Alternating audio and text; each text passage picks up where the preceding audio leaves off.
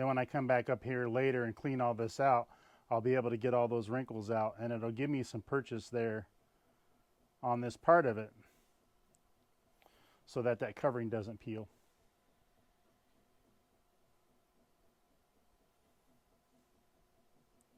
That is an absolute terrible place for that covering to start to peel on you as you fly your airframes, because it's a bear to fix once you've got everything in place.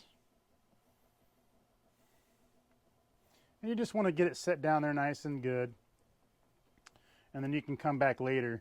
So like this edge is a little wrinkly, so all you got to do is run down this edge with your covering iron, and it'll take that out. And you can move that excess covering around that corner before you get stuff all tied in. This will just give you a little bit better of a finish, and it'll be a little bit more for the longevity of the airplane,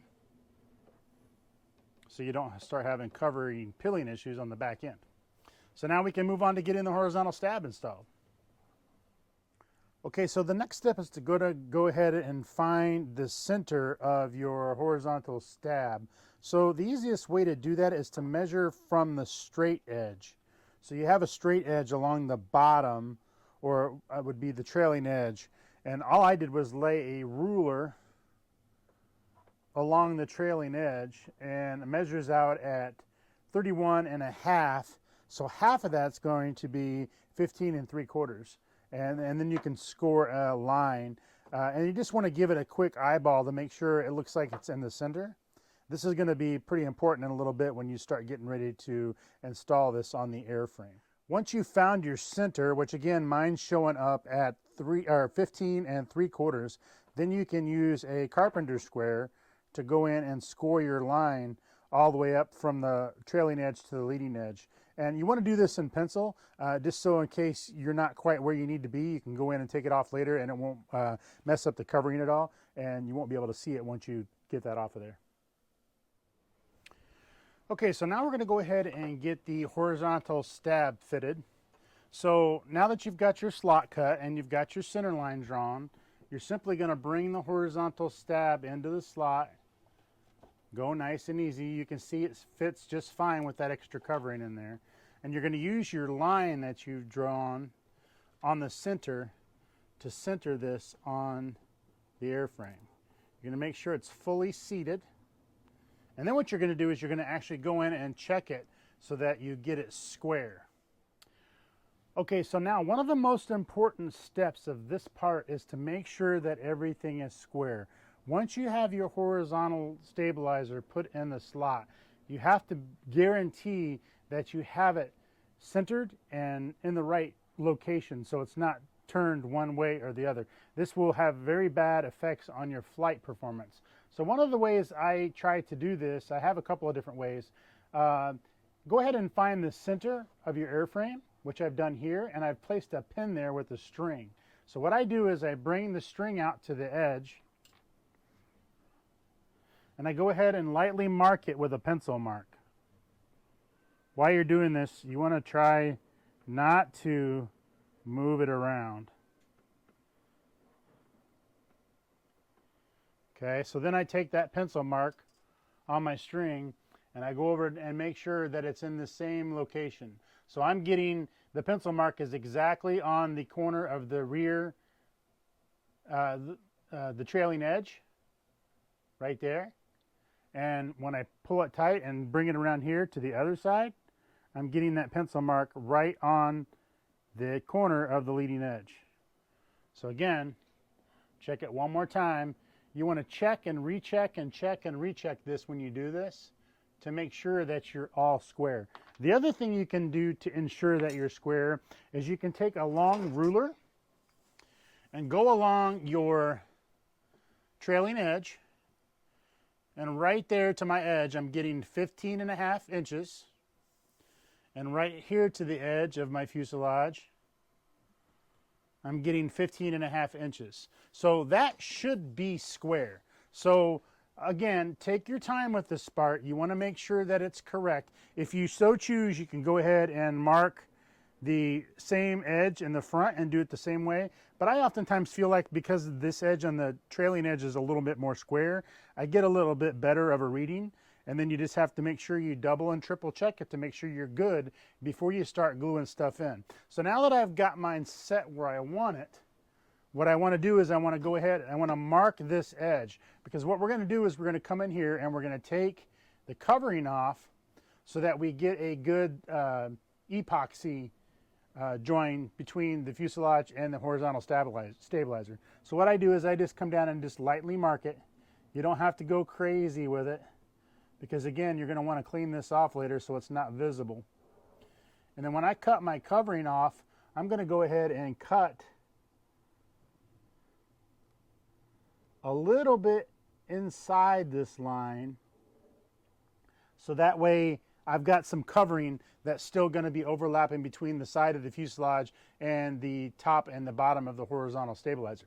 So now what I'm going to do is I'm going to go ahead and I'm going to mark the bottom as well. You need to make sure you're very careful when you do this so that you don't move your horizontal stabilizer. Now you can go ahead if you want and pin it in. So what I'm going to do is I'm going to take a pin. This way I know for sure it's not going to move.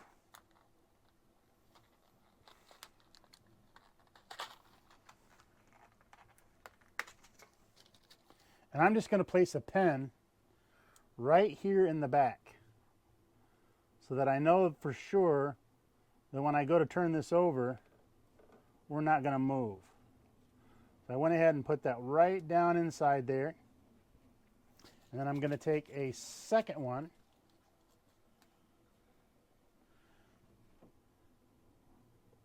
and put it right down inside here, just to ensure that when I go to move this, my horizontal stabilizer is not going to move. It's there, it's not going to move now, and we know it's good. So we can take our string off here, and we can go ahead and flip our fuselage over and do the exact same thing on the other side. We're just going to mark along the edge of the fuselage to the bottom edge, and then that's where we're going to be to remove our covering so that we get good adhesion between our epoxy and our wood. Now when I cut this, what I'm going to do is I actually have to have it off the end of my bench here so that I can get it nice and flat, because the control horns that are on there already. But what I want to do is I want to cut a little bit inside this line. So this line is the line where the fuselage meets the horizontal stabilizer on the outside. So what I want to do is I want to come in a little ways on that so that I can get some purchase on my covering. So what I'm going to do is I'm going to go ahead and mark it, and you can probably come in about 3/32, it'd be fine. So I'm going to mark it there. I'm going to come down here and mark it again, 3/32. And then I'm going to draw that line, and that's going to be my cut line. You just have to remember when you do your cut line, you want that inside line. That outside line we can erase later so you can't see it from the outside. And you can see that's going to give me quite a bit of a gap so that my covering will still be up underneath my vertical stabilizer. When I get everything put into the fuselage, I'll still have some covering there. Again, this is going to keep it from coming apart on you. Down the road, once you get started flying, this will keep it from coming apart on you in some really hard to reach, tough to get at places. It's not exactly required. It's just something I've always liked to do with these types of models. That way I know I've got some purchase underneath all my surfaces so that my epoxy will hold, and also my covering won't start peeling back in those places. I've had a few over the years that tried to peel back in those areas, and this just helps try to prevent that a little bit. And again, I'm going to make another line inside the line that I drew on the outside. And that right there is going to be my cut line. So then what I do is I go ahead and just place my ruler right on top of there. And again, you want to make sure you have a sharp X-Acto. One of the tricks to think about with your X-Acto, because it is really sharp, you don't want to go so deep that you're going through the sheeting. You just want to go through the covering. So you want to have a really light touch. And you just want to follow that line down all the way to the end. And you're going to do the same thing on the other side. You're going to follow that line down.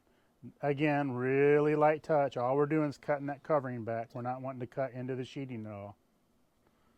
Okay? And at this point, you can go ahead. I just go ahead and cut the end.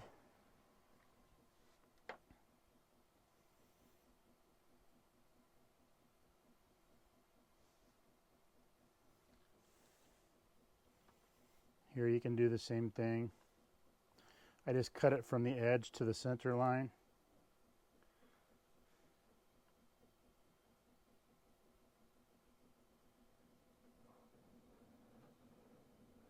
On both sides.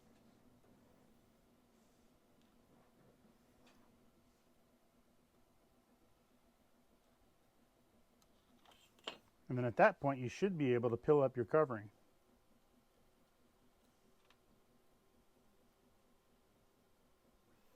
You want to make sure you're not tearing it. So if you need to cut a little bit more, go ahead and cut a little bit more so that you're not pulling your covering apart.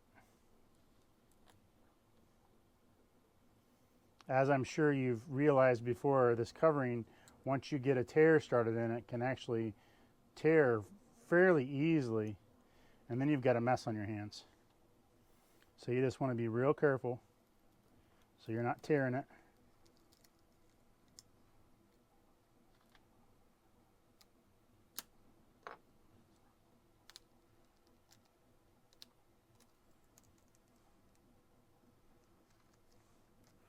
Especially when you get to the edges, you want to be paying close attention to what you're doing.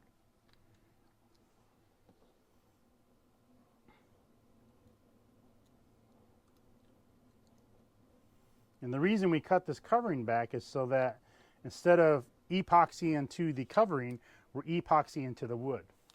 One of the other things I do when I get to this point, I'm going to go ahead and run a covering iron down this to go ahead and tack this covering down really good so that it doesn't peel off on me later as well. So we're going to go ahead and do that. So now all I'm going to do is I'm going to run my covering iron down this. You want to be super careful around these edges. You don't want to apply too much heat because you want to make sure that you don't roll it back because it will shrink up on you if you're not careful. I'm just going to go ahead and roll this out nice and easy.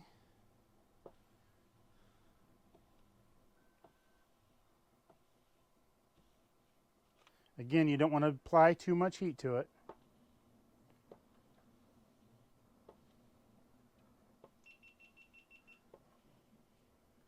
And you should be able to get it all nice and ironed out, nice and flat with no problems.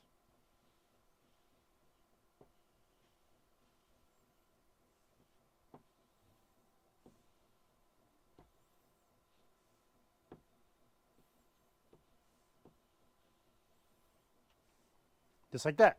Now that's ready to go. I'm going to flip it over and I'm going to do the other side. So now I'm going to go ahead and get my epoxy applied. For this application, I'm going to be using 30 minute. That's going to make sure I have plenty of time to work with this before it starts to harden. The last thing you want to do is have a lot of adjustments yet to make and have it start hardening up on you a little bit too quickly. 30 minutes should be plenty. I always make sure I have some paper towels handy because this, I'm sure as you know, can get a little messy.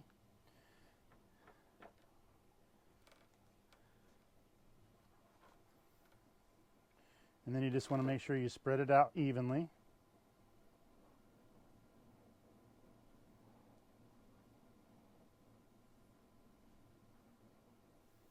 Get nice coverage on here. You don't want to go too crazy with it because you don't want it seeping out all over the place as you're doing it. But if you do it right, you can have just enough to spread out evenly, and then you don't make a mess on the outside of your airplane. If you do happen to get some on the airplane, on the outside where you don't want to see it, a little bit of isopropyl alcohol and some paper towel while it's before it hardens. Usually does a pretty good job of taking that off of there.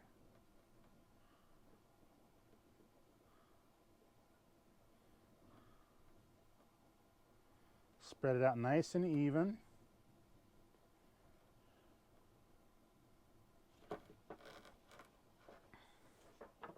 And there I just got a little goober on my airplane.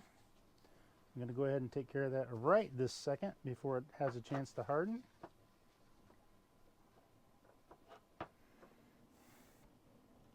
Then I'm going to do the same thing to the other side.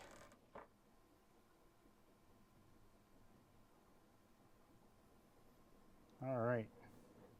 So I think we're in pretty good shape with the epoxy. Go ahead and get it flipped over here.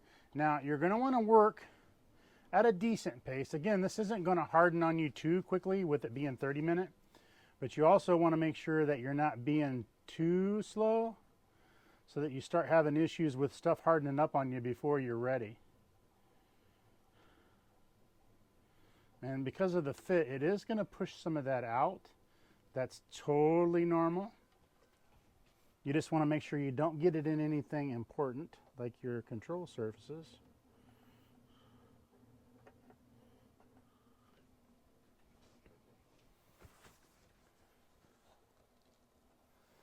Again, I like to have some alcohol on some paper towel right here with me so I can catch any drips or dribbles I get.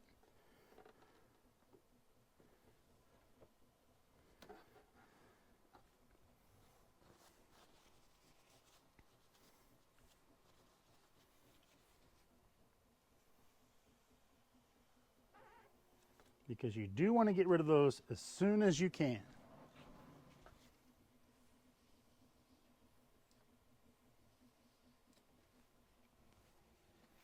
You're also going to want to make sure you check the bottom side as well.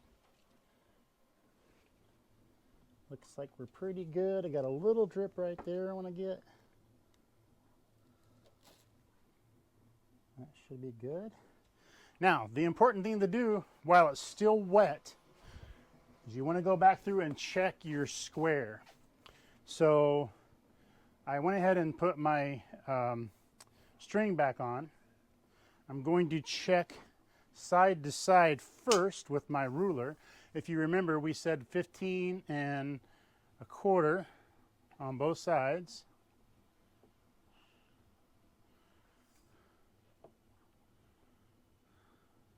So we need to move a little bit over, just a touch, to get nice and square. You do want to make sure you get on this right away before that starts hardening up on you. Okay, so there, and it's actually 15 1/2, not 15 1/4. So we got our 15 1/2, and I'm also going to check my side to side with my string. That's good. That's right on the money. And now we're just going to leave this set. Make sure you go through real quick and check to see that you don't have any major dribbles. And then what I like to do, now that it's drying, is I'm going to take some isopropyl alcohol and just go along this edge real nice, just to make sure it doesn't, because once it hardens, it'll kind of fog your covering, and it just cleans it up. You don't want to go crazy with the isopropyl because you don't want that isopropyl getting inside your joint and messing up your joint. But it's okay to do it now along the edges. Just go real easy with the isopropyl to get that cleaned up nice and good. And then we're going to go ahead and we're going to let that dry.